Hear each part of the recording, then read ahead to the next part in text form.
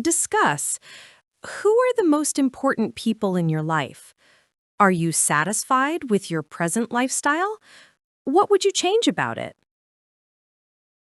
The most important people in my life are undoubtedly my immediate family, my parents and my older sister. They have always provided unwavering support, encouragement, and honest advice, which has shaped who I am today. Additionally, my closest friend, Tom, is like a brother to me. We have shared countless experiences, and he is someone I know I can always rely on, no matter what. Regarding my present lifestyle, I am generally quite satisfied. I have a good balance between my work, my studies, and my social life. I make a conscious effort to stay active by cycling and to maintain a healthy diet. I also prioritize spending quality time with the people I care about, which brings me a great deal of happiness. However, if I could change one thing, it would be to reduce the amount of time I spend scrolling on my phone. I sometimes feel it prevents me from being truly present in the moment. Therefore, I would like to dedicate more time to offline hobbies, such as reading proper books or learning a practical skill like basic carpentry. I believe this would make my free time feel more fulfilling and productive. Reading. 1. Pre-reading. Discuss. How do you get on with the other members of your family? Parents, brothers, sisters, etc. How do you usually communicate with your friends and family members? How about friends or relatives that live far away? How do you get on with the other members of your family? I get on very well with my family, for the most part. To get on with someone is a very common British phrase, meaning to have a good relationship with them. With my parents, I'd say we have a close-knit relationship. That means we are very connected and supportive of each other. Of course, we have the occasional disagreement. It's normal. But we always patch things up quickly, which means to make peace after an argument. With my brother, when we were younger, we used to bicker a lot over silly things, like who got to control the television remote. To bicker means to argue about things that are not important. Now that we're adults, we're more like good friends. We see eye to eye on most big issues, which means we agree with each other. 2. Reading for gist. Read the texts A to D quickly and match them with the headings below. I'm only a text message away. A friend in need is a friend online. Till work do us part. Lots of instant messages. Rosanna and Mary Terracciano, mother and daughter. Mary Terracciano wants her daughter Rosanna, 14, to know that she's there anytime Rosanna needs her, and that she'll never let her down. But she works all day, and Rosanna is always busy with school and activities such as gymnastics practice and hanging out with her friends. So Mary often sends Rosanna a text message on her mobile phone. I ask her how she's doing or say, "I love you," says Mary. It's also easy for Rosanna to tell her mother where she is and when she'll be home. But sometimes it seems like they're overdoing it. Quite often, I'm in my room and send a text message to my mom who's in the kitchen, says Rosanna. Texting makes it easy to avoid talking to each other face to face. Jenny Barrett and Ray Kleinitz, husband and wife. Jenny Barrett, 41, and Ray Kleinitz, 48, are a happily married couple.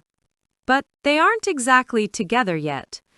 Jenny, a doctor, lives in Boston, USA. Ray, a professor, lives in Germany. 2 years ago, they met on an airplane. During the 7-hour flight from Germany to Boston, they chatted together. They met for coffee while Ray was in Boston at a conference and wrote each other emails after he went home. A few months later, they got engaged, and soon they got married. Today, Jenny is working long hours at the hospital, and she recently got a promotion. Ray is still teaching in Germany.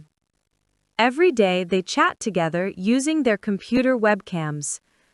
Jenny doesn't seem so far away when I can see her face, says Ray.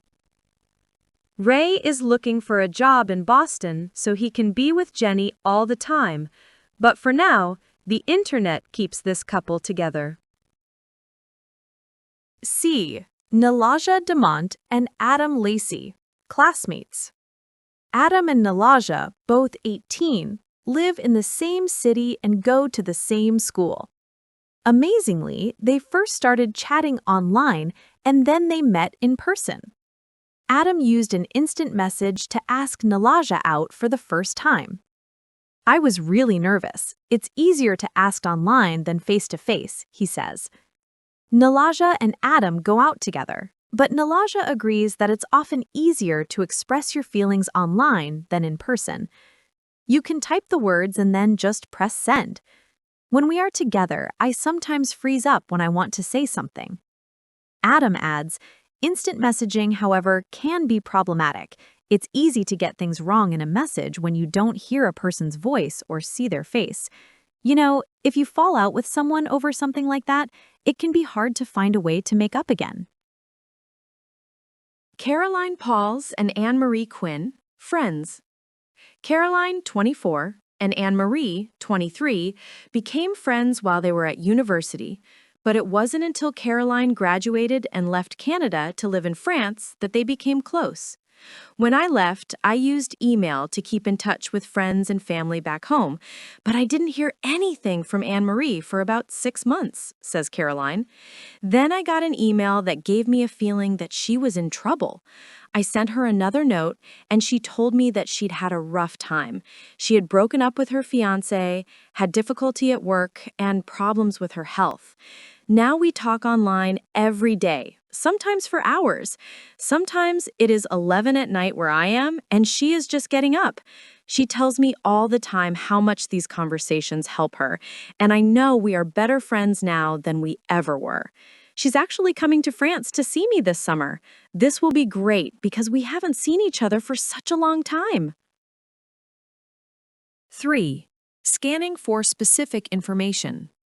Read the texts A through D again and answer the questions 1 to 10. Write A, B, C, or D in the boxes.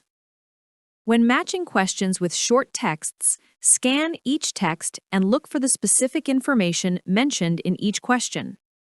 Find the part of the text which correctly answers the question. Be careful.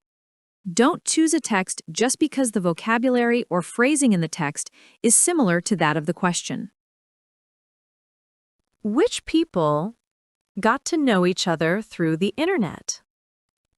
Find it hard to have a relationship because they are in different countries. Like to talk online because it's easier to say important things. Use a kind of technology that allows them to see each other. Have difficulty living together because of their work. Use technology to communicate even when they are in the same house. Feel that the internet improved their relationship. Sometimes feel awkward talking in person. Think they might be using technology too much. Lost contact with each other for some time. 4. Post-reading. Discuss. Do you agree with any of the opinions people express in the texts about relationships and how they communicate with others? Is the way you communicate with your friends, family, etc., similar to any of the ways the people in the texts communicate? I agree with several opinions from the texts. I strongly believe, like one person said, that face-to-face conversation is irreplaceable for its warmth and shared presence. I also agree that we must make an effort to maintain relationships, even with a simple message. My communication is very similar to some described. I use a family WhatsApp group as a central hub for daily updates. Like another person, I prefer a phone call for important news, to hear someone's tone of voice. I also value handwritten notes for special occasions, as they feel more personal than a digital message. Vocabulary. 1. Phrasal verbs. A. Look at the question below. What's the meaning of the phrase in bold? How do you get on with the other members of your family? Note: the phrase in bold is a phrasal verb. A phrasal verb consists of a verb, example, get, break, and an adverb, example, back, and or one or more prepositions, example, for, on with. The meaning of the phrasal verb is different from the meaning of the verb it includes. B. Find phrasal verbs in the texts on pages 6 to 7 that correspond to the meanings below. Disappoint. Text A. Spend a lot of time somewhere or with someone. Text A. Have an argument with someone. Text C. Become friends again. Text C. Receive news from. Text D. C. Look at the sentences below. Can you guess the meaning of the phrasal verbs? I grew up in a small town and didn't visit London until I was 14. My great-grandmother brought up 5 children on her own because her husband died in the war. 2. Adjectives describing feelings.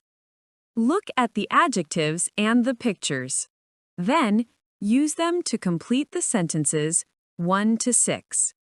Depressed, angry, embarrassed, frightened, shocked, glad.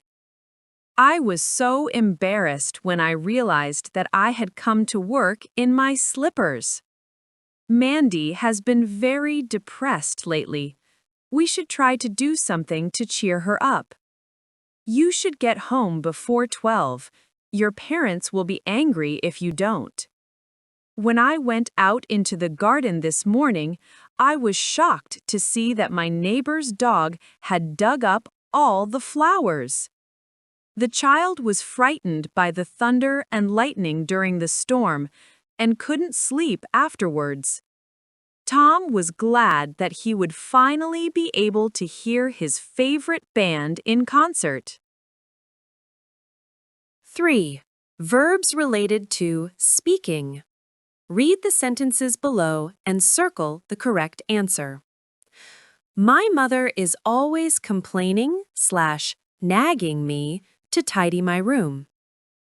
The children always quarrel/lie about which TV program to watch. I like to go to a cafe after work to complain/chat with my friends over a cup of coffee. Everyone in the neighborhood likes my grandmother because she is so friendly and never gossips/discusses about other people. Ben had to lie/nag about his age to get into the club. Mr. Henderson decided to complain/quarrel to the manager of the restaurant about the bad service. Grammar. 1. Present simple, present progressive. Focus on use. A. Match the rules about the uses of the present simple with the examples below. The present simple is used for permanent situations, repeated habitual actions, general truths, future actions related to timetables and programs. A. Ray, a professor, lives in Germany. B. The computer and the phone make it easy to avoid talking to each other face to face. C. We talk online every day, sometimes for hours. D. Tanya's flight arrives at 9 a.m. tomorrow morning. B. Match the rules about the uses of the present progressive with the examples below. The present progressive is used for actions happening now, temporary situations, future arrangements, situations which are changing or developing around the present time, annoying actions which happen repeatedly with always, continually, etc. A. Ray is looking for a job in Boston. B. She's actually coming to France to see me this summer. C. Listen, our neighbors are arguing again. D. You are always complaining about everything. E.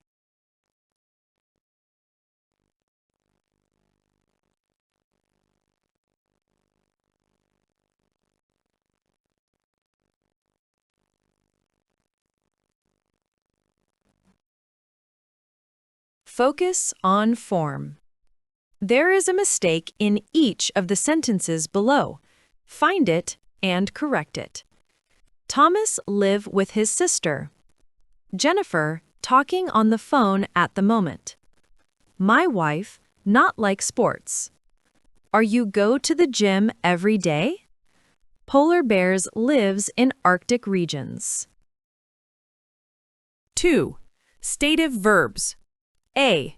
Read the examples below from the texts AD on pages 6, 7.